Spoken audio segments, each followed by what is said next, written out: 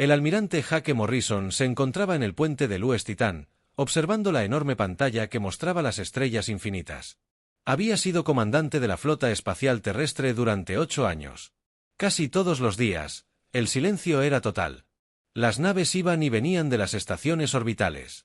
La carga se trasladaba entre colonias. Nada emocionante ocurría. Eso cambió cuando el oficial de comunicaciones se giró con los ojos muy abiertos. «Señor, estamos recibiendo una señal», dijo la teniente Amy Brooks. Su voz tembló un poco. «No proviene de ninguna nave o estación humana». Morrison se dirigió a su estación. En todos sus años de servicio, nunca habían recibido contacto con vida extraterrestre. Los científicos habían estado buscando señales de otras especies inteligentes durante siglos. Parecía que habían encontrado a la humanidad primero. Lo pasaron por las computadoras de traducción. Morrison ordenó: «Veamos qué podemos interpretar». La señal llegó como una serie de sonidos y patrones extraños. La computadora trabajó durante varios minutos intentando comprender el lenguaje alienígena. Finalmente, las palabras comenzaron a aparecer en la pantalla. El asesor táctico de la capitana Lisa Carter Morrison leyó el mensaje en voz alta. «Saludos a la especie. Del tercer planeta, somos la Cooperativa Galáctica. Venimos en son de paz, pero necesitamos su ayuda». Morrison sintió que se le aceleraba el corazón. Primer contacto con extraterrestres, que pedían ayuda. Esto no era como nadie lo había imaginado. El mensaje continuaba: «Sabemos que se llaman humanos. Sabemos que su mundo es lo que llaman un mundo de muerte. Necesitamos hablar con sus líderes de inmediato. Un gran peligro amenaza toda la vida en esta galaxia». «¿Mundo de muerte?», preguntó Carter. «¿Qué quieren decir con eso?». Antes de que Morrison pudiera responder, el mensaje llegó a través de la computadora de traducción. Mejoraban su comprensión del idioma alienígena con cada palabra.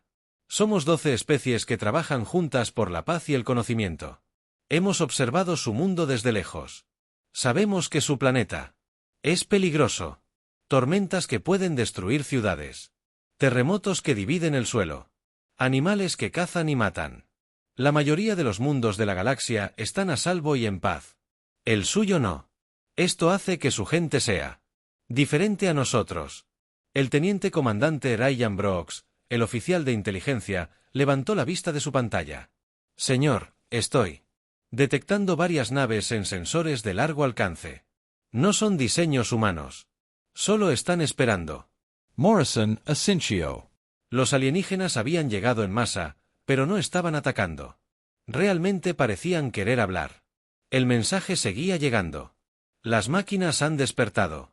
Llámenlos los devoradores. Convierten los planetas en metal y energía para sí mismos. Se hacen más fuertes con cada mundo. Destruyen 3 sistemas estelares. Ya se han ido. Miles de millones de vidas perdidas». Carter agarró el brazo de Morrison. «Jake, sí. Estas máquinas son tan peligrosas. Sigue escuchando». Morrison dijo en voz baja. «Tenemos gran tecnología. Nuestras naves pueden viajar más rápido que la luz. Podemos curar enfermedades y prolongar la vida. Podemos terraformar mundos y crear maravillas, pero no sabemos luchar. Hemos vivido en paz durante miles de años. No tenemos armas de guerra, ni soldados, ni comprensión del conflicto». La comunicación se detuvo y luego continuó con lo que parecía desesperación. «Tu especie es diferente. Creciste luchando por sobrevivir. Tu historia está llena de guerras y batallas. ¿Entiendes las tácticas y la estrategia? Tienes armas y guerreros. Los devoradores vienen a tu galaxia. Llegarán a tu mundo en 6 meses. Necesitamos tu ayuda para detenerlos. ¿Te reunirás con nosotros?». Morrison miró alrededor del puente. El oficial lo observaba fijamente, esperando su decisión. Esto era mucho más allá de todo lo que habían entrenado para hacer. «Envía una respuesta». Morrison ordenó que les dijéramos que nos reuniríamos con ellos, pero elegimos la ubicación. Mientras el oficial de comunicaciones trabajaba para enviar la respuesta, Morrison pidió a su personal superior que se reuniera en la sala de guerra en cuestión de minutos. Carter Brooks y los demás jefes de departamento estaban sentados alrededor de la gran mesa. «¿Opiniones?». Morrison preguntó. «¿Podría ser una trampa?». Brock dijo que tal vez no sean tan pacíficos como dicen o tal vez digan la verdad. Carter respondió: «Si lo son, nos enfrentamos a una amenaza que podría destruir todo lo que conocemos. La comandante Sarah Mees, oficial de operaciones de la flota, intervino. Señor, si lo que dicen es cierto, estas máquinas devoradoras parecen algo salido de nuestras peores pesadillas. Autorreplicantes, adaptables, que consumen mundos enteros, pero tenemos ventajas. Carter añadió, lo dijeron ellos mismos. Somos de un mundo de muerte, sabemos cómo luchar, ellos no. Morrison se levantó y caminó hacia el gran ventanal que daba a la flota. Cientos de naves flotaban en formación alrededor del Titán. La mayoría eran naves de exploración o cargueros, pero dispersos entre ellos estaban los buques de guerra, destructores, cruceros y acorazados que se habían construido por si la humanidad alguna vez necesitaba defenderse. Envíen órdenes a todos los comandantes de la flota, dijo Morrison. Quiero que todas las naves con capacidad de combate estén listas para la acción en 24 horas. Revisiones completas de armas, tripulación completa, suministros completos. Sir Mills preguntou, vamos a? Ayúdalos, Morrison. Se giró para encarar a sus oficiales. Primero nos reuniremos con ellos. Averigua todo lo que podamos sobre estos devoradores. Luego decidiremos. Hizo una pausa y los miró a los ojos. Pero si estas máquinas son reales y si vienen por la Tierra, haremos lo que los humanos mejor sabemos hacer, contraatacaremos. Las siguientes horas estuvieron llenas de actividad. Se enviaron mensajes a todas las colonias y estaciones humanas. Las naves alienígenas se acercaron, pero mantuvieron la distancia, como prometieron. Científicos y lingüistas trabajaron sin descanso para mejorar la comunicación con los visitantes. Mientras Morrison se preparaba para la reunión más importante de la historia de la humanidad, no podía evitar la sensación de que todo estaba a punto de cambiar. La humanidad ya no estaba sola en el universo. El universo parecía necesitar la ayuda de la humanidad para sobrevivir. La comandante Sarah Mees se encontraba en el enorme hangar del astillero orbital observando la imposible visión que se avecinaba ante sus naves, que habían estado inactivas durante décadas. El Defiance usado, el acorazado más poderoso de la humanidad, zumbaba con energía mientras sus sistemas se activaban uno a uno. Todos los núcleos de energía estaban en línea. El comandante Alex Turner informó desde los sistemas de armas del puente del Defiance. Revisando a esta vieja chica, lista para la guerra, Mees sonrió con tristeza. El Defiance se construyó hace 20 años, cuando los líderes de la Tierra temían enfrentarse a alienígenas hostiles algún día. Ese día finalmente había llegado, pero no de la forma en que nadie esperaba. La ingeniera jefe Katie Ross se secó el sudor de la frente mientras salía de un panel de acceso. Llevaba 18 horas trabajando instalando tecnología de escudos alienígenas en naves humanas. El proceso no era fácil, pero funcionaba. Los requisitos de energía son increíbles. Ross le dijo a Mees, si logramos que esto funcione, nuestras naves serán el doble de fuertes que antes. Al otro lado del hangar, un extraño alienígena observaba el trabajo de los humanos. El oficial científico era uno de ellos. Parecía una persona alta y delgada, pero de piel azul y grandes ojos negros. Llevaba días estudiando el comportamiento humano y lo que vio lo asustó. Se preparan para la guerra como si fuera natural para ellos, le dijo Beltar a su compañero a través de su dispositivo de traducción. Mira qué rápido se mueven, qué eficientemente trabajan. Estos mortales nacieron para el conflicto. Danny Foster ya estaba. A bordo de su portaaviones, el UES Liberty, su nave albergaba docenas de cazas más pequeños y sus pilotos, la teniente Amy Clark y el teniente Steve Palmer, se encontraban entre los mejores pilotos de la flota. Se habían entrenado durante años en simulaciones, sin saber nunca si alguna vez usarían sus habilidades en combate real. ¿Cuántos cazas podemos lanzar? Su oficial de operaciones, 64 a plena capacidad, respondió, señor. Todos los pilotos se reportan, listos para la acción. Foster asintió. Los alienígenas les habían mostrado imágenes de las máquinas devoradoras. Eran enormes, cambiaban de forma constantemente y parecían imposibles de detener, pero Foster tenía fe en sus pilotos.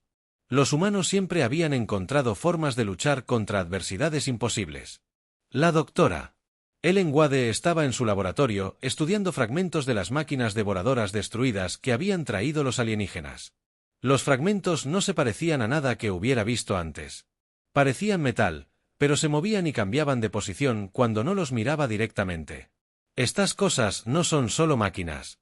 Wade le dijo a su asistente que están vivas de alguna manera. Aprenden y se adaptan cada vez que alguien lucha contra ellas. Mejoran en la defensa contra las consecuencias. Eran aterradores. ¿Cómo se derrota a un enemigo que se fortalece cada vez que lo atacas? El general Bobby Lee lidiaba con un problema diferente. Los extraterrestres no tenían idea del combate terrestre. Cuando Lee intentó explicar la idea de soldados luchando la superficie de un planeta, los representantes extraterrestres parecían confundidos y horrorizados. ¿Envían a su gente a luchar y morir en tierra?, preguntó el embajador Edkari. ¿Por qué no evacúan el planeta? A veces no se puede correr, explicó Lee con paciencia. A veces hay que resistir y luchar o todo lo que te importa será destruido. Las diferencias culturales eran enormes, pero ambas especies aprendían la una de la otra. Los extraterrestres mostraron a los humanos tecnología que parecía escudos mágicos capaces de detener cualquier arma, motores que podían cruzar la galaxia en cuestión de días, dispositivos médicos que podían curar casi cualquier herida, y a cambio, los humanos les enseñaron tácticas, estrategia y las duras realidades de la guerra. El capitán Tony Martínez pasó horas explicándoles cómo coordinar ataques entre varias naves. Los extraterrestres se asombraron con conceptos como maniobras de flanqueo y ataques con señuelo. ¿Crees que son depredadores? Un observador alienígena notó, ven debilidades y explótalas. Planias. Muchos movimientos por delante. Así no es como pensamos. Es exactamente por eso que nos necesitan. Martínez respondió, el primer ejercicio de entrenamiento conjunto fue un desastre. Las naves extraterrestres se movían en perfecta formación siguiendo patrones precisos. Las naves humanas parecían moverse aleatoriamente, rompiendo la formación cuando les apetecía. Los comandantes extraterrestres estaban confundidos y frustrados.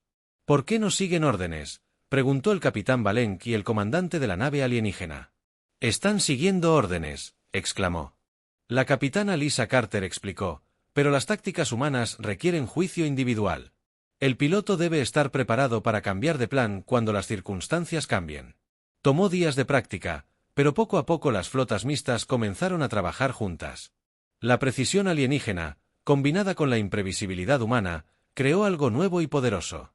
Mientras tanto, el teniente comandante Ryan Brooks analizaba datos de inteligencia sobre la flota devoradora.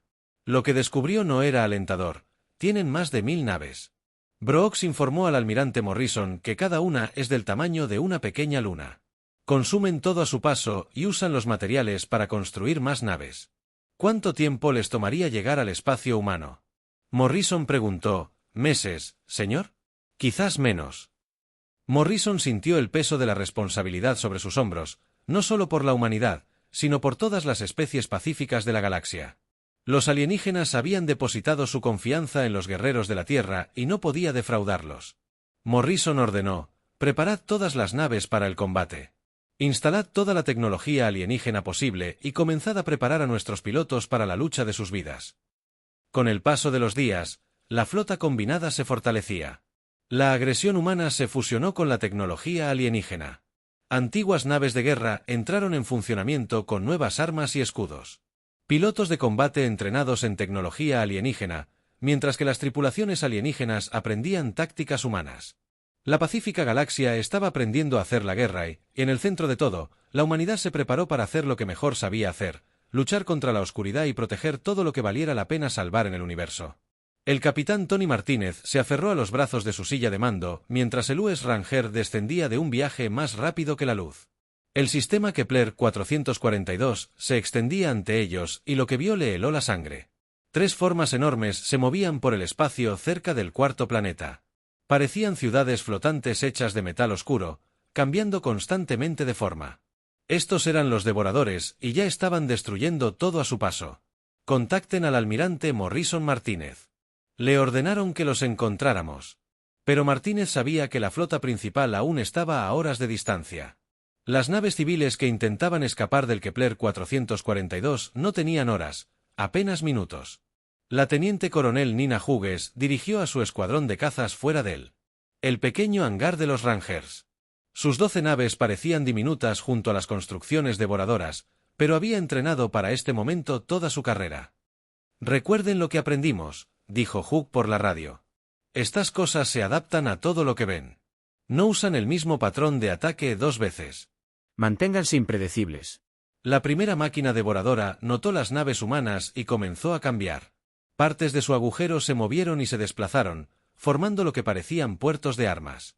Hughes observó con horror cómo la máquina se reconstruía para combatirlos. «Todas las naves, patrón de ataque alfa», gritó Hughes. «Golpéenlos rápido y fuerte». Los combatientes humanos se lanzaron hacia el enemigo. Sus armas, encendidas, el rayo de energía impactó el casco del devorador, pero en lugar de causar daño, el metal simplemente absorbió la energía y se fortaleció. «Aprendiendo de nuestros ataques», informó la teniente Amy Clark. «Los mismos golpes hacen menos daño cada vez». Hughes maldijo en voz baja. Los alienígenas les habían advertido sobre esto, pero verlo suceder fue diferente a escucharlo. ¿Cómo se lucha contra un enemigo que se fortalece cada vez que lo escuchas cambiar a armas cinéticas? Hughes ordenó usar misiles y cañones de riel para adaptarlo a algo completamente diferente. Los cazas cambiaron de táctica, disparando proyectiles sólidos en lugar de rayos de energía. Esta vez, el devorador parecía confundido. Su ala se había adaptado para absorber energía, pero los impactos físicos causaban daños reales. Sin embargo, la máquina aprendía rápido. Hughes observó cómo comenzaba a desarrollar blindaje exactamente donde impactaban los misiles. En cuestión de minutos, incluso las armas cinéticas se volvían inútiles. «Comandante».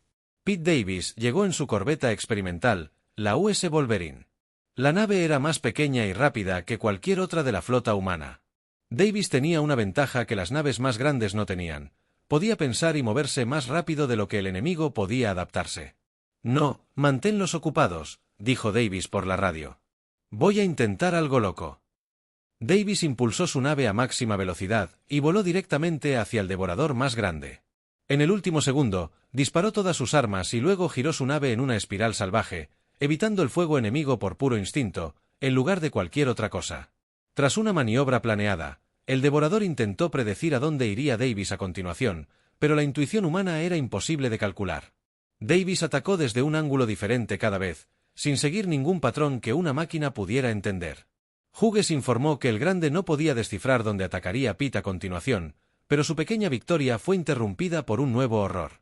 El segundo devorador había estado observando la batalla, aprendiendo de lo que le sucedió a su compañero cuando los cazas de Hughes probaron las mismas tácticas aleatorias con él. La máquina estaba lista, este se adaptó más rápido. Lark informó que su caza escapó por poco de la destrucción. Al observar el otro combate, supo que la situación se estaba volviendo desesperada. Más naves civiles intentaban escapar del sistema, pero el tercer devorador se movía para interceptarlos. «Capitán». Grace Kelly comandaba una de las escoltas de evacuación, un pequeño destructor llamado US Valiant. Kelly observó su despliegue táctico y tomó una decisión que sería recordada en toda la galaxia. Su nave estaba dañada y se estaba quedando sin munición. El transporte civil que protegía transportaba a 10.000 refugiados, incluyendo familias con niños. Toda la tripulación abandonó la nave. Kelly ordenó: «Vayan a las cápsulas de escape ahora». «Capitán, ¿qué está haciendo?», preguntó su primer oficial. «Algo que estas máquinas nunca esperarán», respondió Kelly mientras su tripulación evacuaba. Kelly apuntó su nave directamente al tercer devorador y llevó los motores a máxima potencia. La máquina parecía confundida por este comportamiento. ¿Por qué alguien estrellaría su nave deliberadamente? El devorador intentó adaptar sus defensas, pero no entendía el concepto de sacrificio. Sus cálculos mostraban que la acción de Kelly carecía de lógica y no había ventaja táctica. Destruir tu propia nave, pero Kelly no pensaba en tácticas. Pensaba en los niños de esa nave de transporte. Pensaba en hacer lo correcto sin importar el costo. El US Valiant impactó al devorador a toda velocidad. Una explosión destrozó ambas naves, pero el transporte civil escapó sano y salvo. 10.000 vidas fueron salvadas por la disposición de un humano a renunciar a todo. La batalla continuó durante una hora más hasta que el almirante Morrison llegó con la flota principal. Para entonces, Hughes y Davis habían logrado destruir al primer devorador usando pura imprevisibilidad, pero a un costo terrible. La mitad de los combatientes humanos habían desaparecido. Mucha gente buena había muerto. El Dr. Mike Thompson ya estaba analizando los datos de la batalla cuando cesaron los disparos. Lo que descubrió cambió todo lo que creían saber sobre la lucha contra los devoradores. Las máquinas pueden adaptarse a cualquier estrategia lógica. Thompson le explicó a Morrison que no pueden procesar las emociones humanas. No entienden conceptos como sacrificar el honor o luchar por algo más grande que uno mismo. Morrison observó los restos que flotaban a su alrededor. Gente buena había muerto hoy, pero su sacrificio había revelado algo importante. Los devoradores podían copiar armas y tácticas humanas, pero jamás podrían copiar el espíritu humano. Envíen estos datos a todas las naves, ordenó Morrison, y prepárense para la verdadera guerra. Estas eran solo exploradoras, la flota principal sigue avanzando. Mientras las naves humanas se reagrupaban y atendían a sus heridos, la noticia de la batalla se extendía por la galaxia. Las pacíficas especies alienígenas observaban con asombro cómo los humanos luchaban con una ferocidad que jamás imaginaron posible.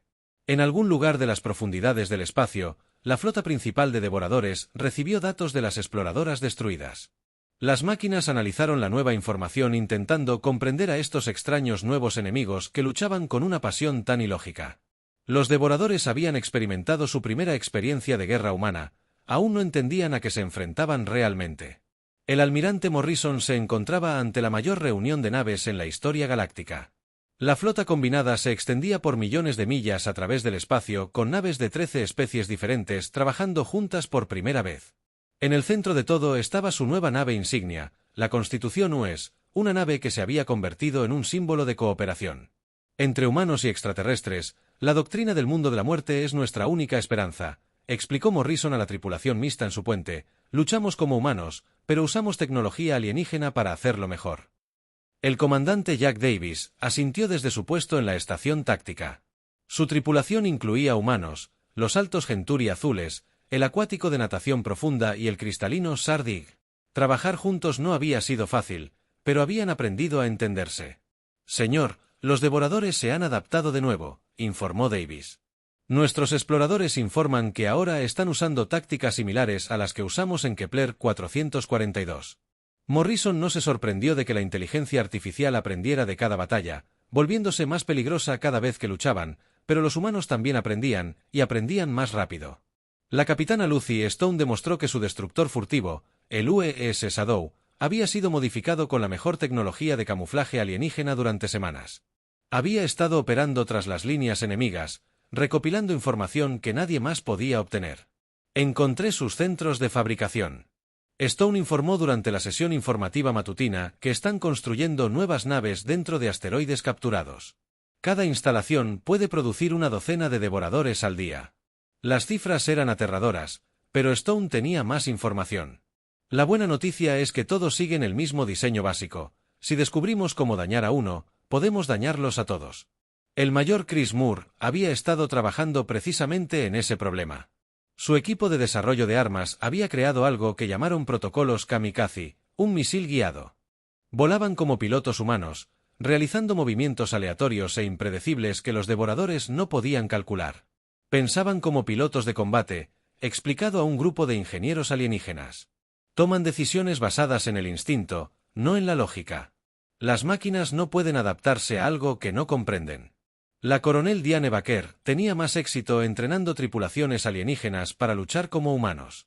Las especies pacíficas tenían dificultades para comprender conceptos como tácticas agresivas y pérdidas aceptables. Sin embargo, algunos estaban aprendiendo que los Genturi son luchadores natos una vez que comprenden el objetivo. Baker le dijo a Morrison, solo necesitaban aprender que a veces hay que arriesgarlo todo para salvarlo todo. El gran avance se produjo cuando el capitán Roy Jenkins hizo un descubrimiento que cambió toda la guerra. Su nave de reconocimiento espacial había estado rastreando los movimientos de los devoradores durante semanas, buscando patrones en su comportamiento.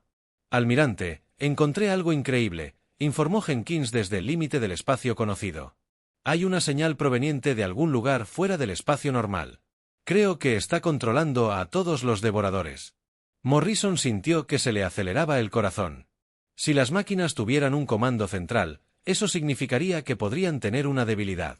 ¿Puede localizar la fuente del problema? Señor, proviene de lo que los extraterrestres llaman una dimensión de bolsillo, un lugar que existe junto a nuestra realidad, pero separado de ella. Morrison llamó de inmediato a sus mejores científicos y a los expertos técnicos extraterrestres. En cuestión de horas, confirmaron el descubrimiento de Jenkins. La flota devoradora estaba siendo controlada por algo oculto en una dimensión a la que las naves normales no podían acceder. Tenemos la tecnología para entrar en las dimensiones de bolsillo, explicó el Dr. Yates, uno de los científicos extraterrestres. El viaje es muy peligroso. Solo una nave pequeña podría hacerlo y sería un viaje de ida. ¿Qué pequeño? Morrison preguntó. Quizás una nave, serían 2 como máximo, y necesitarían llevar un arma lo suficientemente poderosa como para destruir lo que controle a los devoradores. La doctora Carol Lewis había estado escuchando la conversación con creciente entusiasmo. Era la mejor física de la humanidad y llevaba meses trabajando en un arma teórica.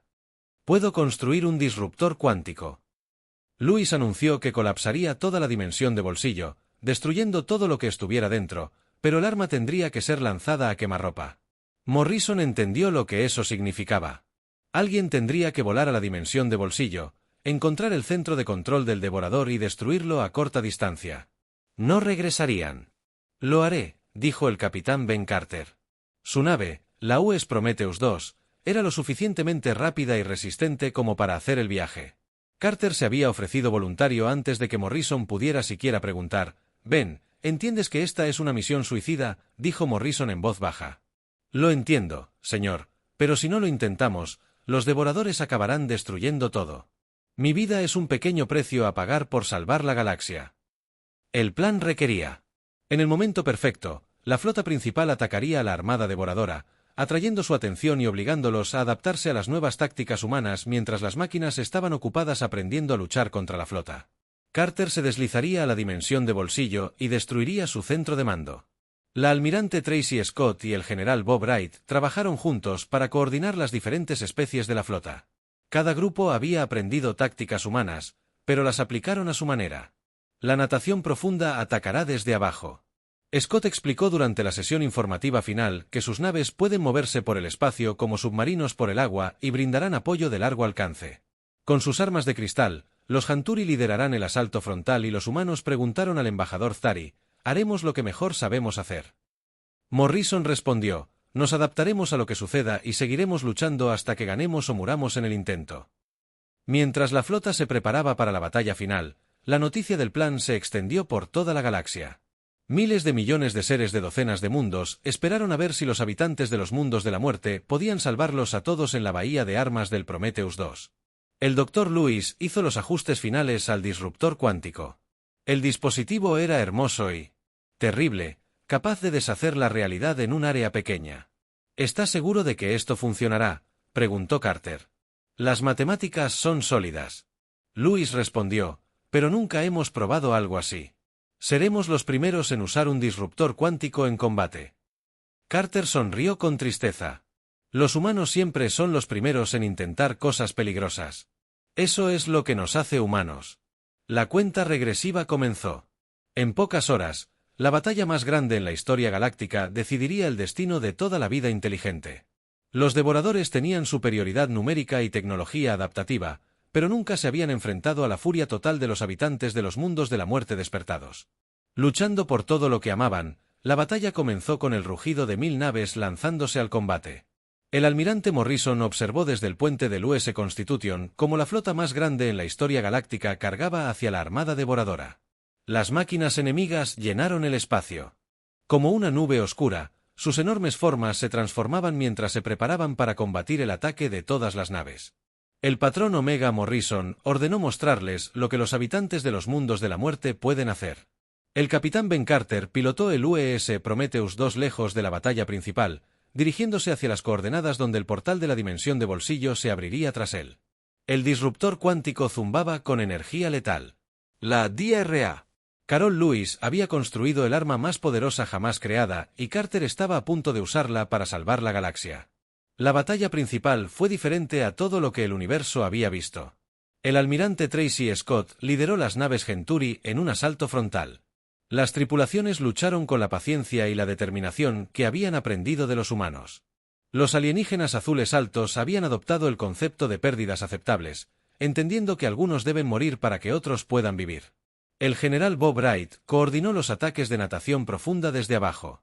Los alienígenas acuáticos movieron sus naves como bancos de peces, rodeando a devoradores individuales y atacando desde todos los lados.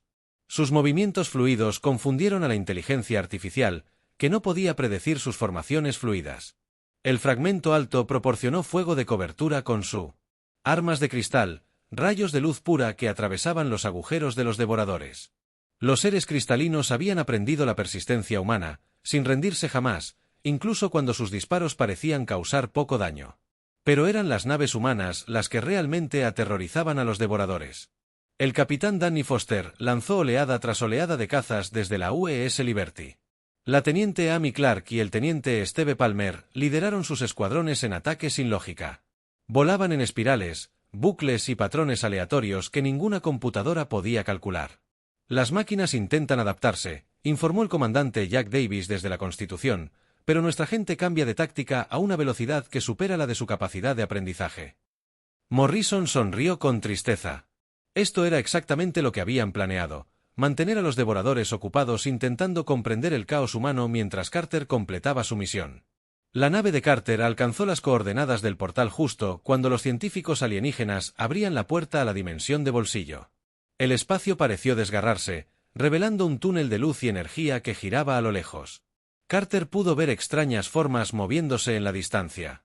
Cosas que no deberían existir en la realidad normal. El portal está estable, informó el Dr. Yalist por la radio. Tienes quizás 10 minutos antes de que colapse. Carter empujó su nave hacia el túnel. La realidad se retorció a su alrededor al entrar en la dimensión de bolsillo. Colores sin nombre fluían por su pantalla. Sonidos que no podían existir llenaban sus oídos. Pero Carter se concentró en su misión y voló a las profundidades del espacio imposible. De vuelta en el espacio normal, la batalla estaba llegando a su clímax. Los devoradores se habían adaptado a muchas tácticas humanas, pero seguían apareciendo nuevas. Los misiles kamikaze del mayor Chris Moore impactaron un objetivo tras otro. Sus impredecibles rutas de vuelo eran imposibles de defender. El comandante Kevin Murphy es el último piloto. Dejó su escuadrón y su caza resultó dañado y se quedó sin munición, pero siguió volando. El joven piloto había aprendido algo importante durante la batalla. Los humanos podían caer, pero la humanidad jamás se rindió. Todos los cazas, sigan mi ejemplo, gritó Murphy mientras se lanzaba hacia la construcción devoradora más grande. Una pasada más, y podremos atravesar sus defensas. Los cazas restantes siguieron a Murphy en una carga desesperada. La mitad fueron destruidos por fuego enemigo, pero los supervivientes atravesaron la línea defensiva del devorador. Esto creó la abertura que el almirante Morrison había estado esperando.